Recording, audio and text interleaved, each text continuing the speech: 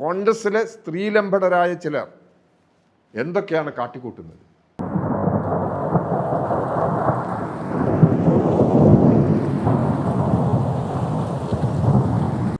ഇന്നലെ വോട്ട് ചെയ്തതിന് ശേഷം കേരളത്തിൻ്റെ ബഹുമാനപ്പെട്ട മുഖ്യമന്ത്രി ഒരു പ്രതികരണം നടത്തി.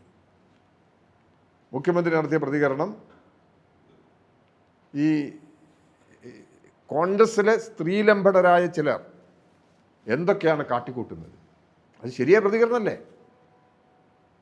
മുഖ്യമന്ത്രി ഇന്നലെ നടത്തിയിട്ടുള്ള പ്രതികരണം ശരിയായ പ്രതികരണമാണ്.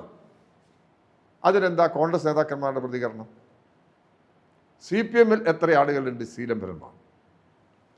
ചാനൽ ചർച്ചയിലൊക്കെ ആളുകൾ ഇങ്ങനെ പറഞ്ഞു വരുമ്പോൾ നമ്മൾ വിചാരിക്കും ഒരുപാട് ആളുകൾ പേര് പറയാൻ പോകുകയാണെന്ന്. പക്ഷെ അങ്ങനെയൊന്നും അവർക്ക് പറയാൻ പറ്റുന്നില്ല. അങ്ങനെയാണോ പ്രശ്നത്തെ സമീപിക്കേണ്ടത്?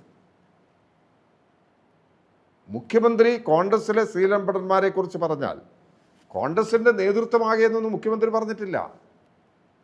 കോൺഗ്രസ് ആകെയെന്നും പറഞ്ഞിട്ടില്ല. കോൺഗ്രസിലെ സ്ത്രീലംബടന്മാർ എന്തെല്ലാമാണ് കാട്ടിക്കൂട്ടുന്നത്? ഗവൺമെൻറ് മുമ്പിൽ നിരവധി പരാതികൾ വരുന്നുണ്ട്.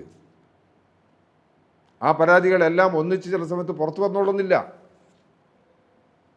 അത്തരമൊരു അനുഭവത്തിൻ്റെ അടിസ്ഥാനത്തിൽ, ഭരണരംഗത്തുള്ള അനുഭവത്തിൻ്റെ അടിസ്ഥാനത്തിൽ മുഖ്യമന്ത്രി പറയുകയാണ്.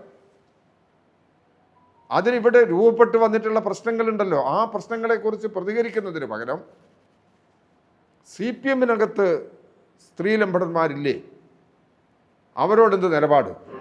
അങ്ങനെയാണോ അതിനെ സമീപിക്കേണ്ടത്?